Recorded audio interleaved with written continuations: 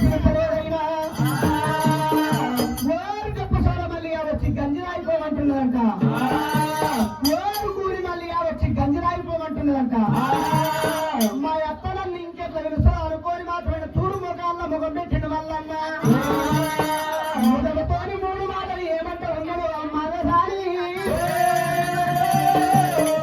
గుంజిగా వచ్చి గంజిరాయిపోమంటున్నదైనా అత్త మగసారి ఇవాళ గుంజిగా వచ్చి గంజిరాయిపోని నిన్ను గుంజు చూపెట్టపోతే నా పేరు నీ అల్లుడు మళ్ళీ కాదని పూర్వంతం పెట్టిందంట. అత్తగారికి దేవుడే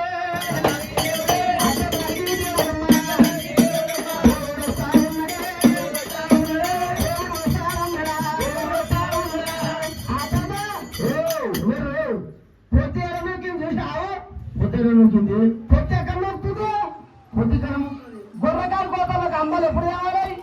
పొద్దుగాల ఎన్ని గంటలకు అత్తనా? 9 గంటలకు. పొద్దు నూకినాక తెస్తే ఆకలి ఎత్తు నాదిపు నాకు. నీకేం ఆకలి అవుతుందా నువ్వు? అతను ఇక తెచ్చినా పర్వాలేదు కానీ ఇక నువ్వు గొల్లదాని కాబట్టి గొల్లకాయగా నీకు తెలుసు నా కచ్చ పట్టుకుంటా. ఈ 1 లక్ష మంది కాడ మంచి మందిని మేపు. ఇక ఇక్కడ బాయికాడ దాటం అనుకో కాపులు మంచోళ్ళు కారు. ఈ అక్కడ కూడా ఒక గొయ్యం అయింది అనుకో నీ ఏపు చింతపడి చేస్తారు అతన్న.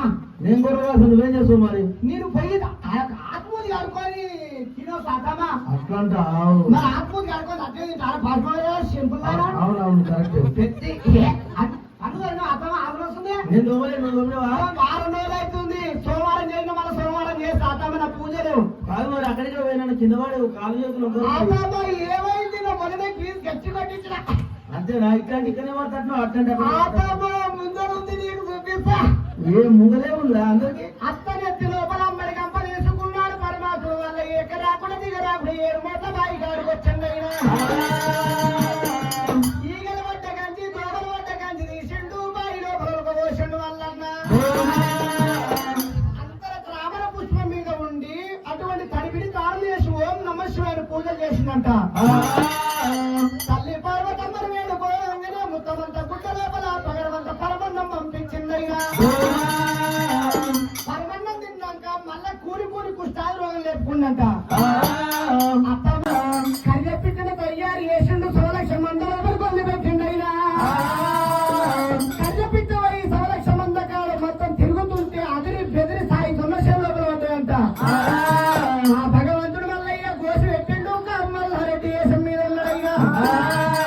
3 చొన్నకర్రలు వీకిందంట. ముప్పంతా ఉరి నిండు మాత్రమే అత్త తారికి వచ్చిండయినా.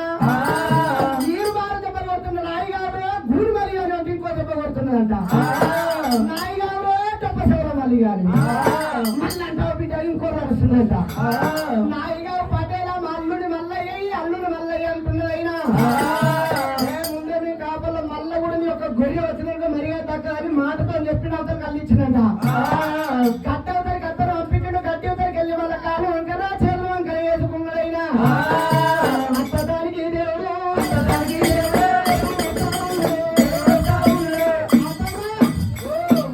ఏదైనా తమ పదవి కట్టబడుతుందో దేవుని బిడ్డ కాపడి భీమానం ఏపుకుందని ఒకటే బిడ్డ ఆడనాయం చింతపాలు ఏజెండు బిడ్డ అతనికి అప్ప ఎత్తి కానీ సరిగా గడ్డాతలు కోతాడి నేను సిద్ధపడి వచ్చాడు మంట ముచ్చుకున్నదంట. ముందరకాలి వేసుకొని ఎవరికో వస్తుంటే గొర్రెకు అత్తమ్మ కంటిలో మంత్రం చేసిండు. గొర్రె ఊరుగా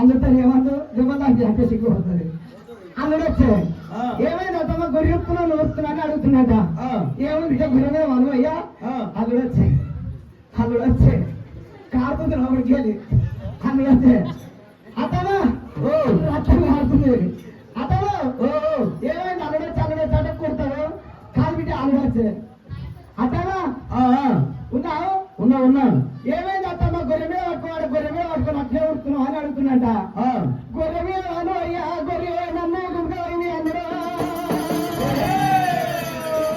నా తల్లి పట్టుకోవాలి తల్లి పట్టుకోవాలి అన్నాడు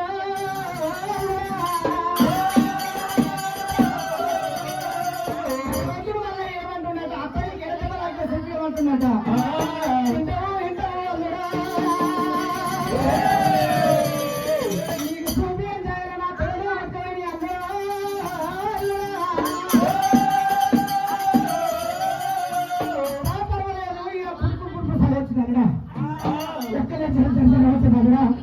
మీ బాగా ఇప్పుడు వచ్చగా నాకు ఎంత జరగలేకపోయాయి ఏందో బిడ్డ అల్లుడా